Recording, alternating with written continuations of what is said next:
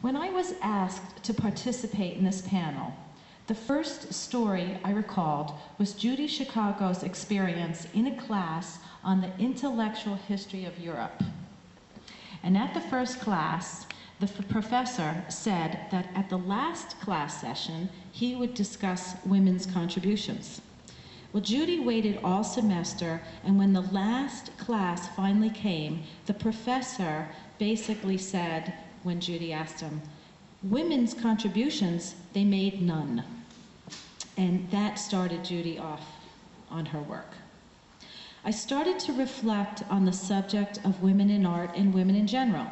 I reviewed the women's movement and reflected back to what took place over the last 2,000 years across the globe. Basically, women, until very recently, were not given the opportunity in any area except to tend to the home, have babies, take care of the house, wash laundry, plant vegetables. Women were pigeonholed into very specific jobs dominated by men in all areas. They had talent, but were not given the opportunity. One of humanity's greatest secret holocausts was the destruction of ancient women's lore and botanical wisdom during the witch trials, which lasted 4 centuries, when millions of women were tried, tortured, and executed. I really had to go back to this time to really understand women's place.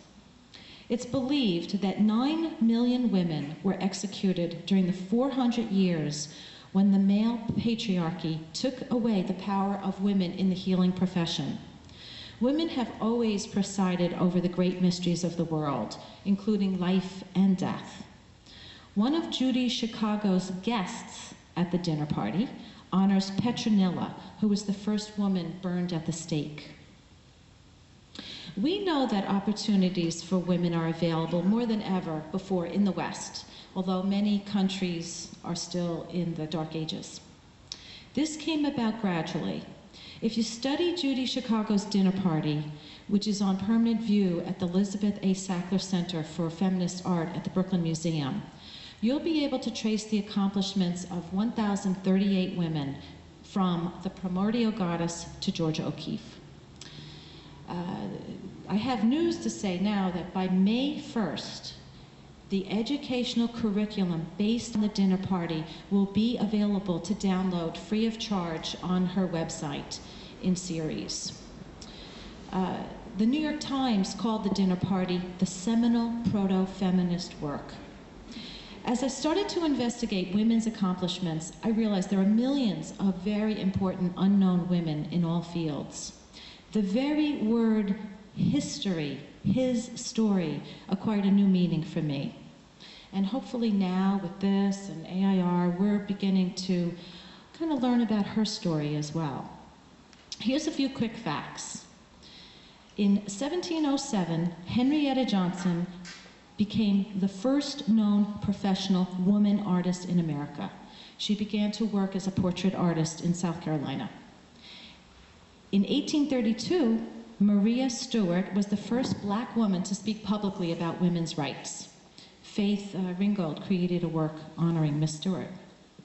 And it wasn't until the mid-1800s when women's colleges began to appear. 1837, Mount Holyoke opened its doors to women. These are solely women's colleges. 1870, Wesley College was founded. In 1875, Smith College opened with 14 women students. 3 women graduated from Oberlin College in 1841. So bring us back up to 1920, and the 19th Amendment was passed, and finally women were allowed to vote in America. Women still cannot vote in Saudi Arabia, and the UAE just allowed women to vote in 2006. Uneducated women cannot vote in Lebanon, but uneducated men can. It wasn't until after World War II when women started to work outside the home on a regular basis. When the men returned home and the women got used to working and being independent, there was no turning back. Today, not to get off the subject, but across the globe, women actually work more hours than men and get paid less. In 1963, The Feminine Mystique by Betty Friedan was published, and it was the beginning of the women's movement.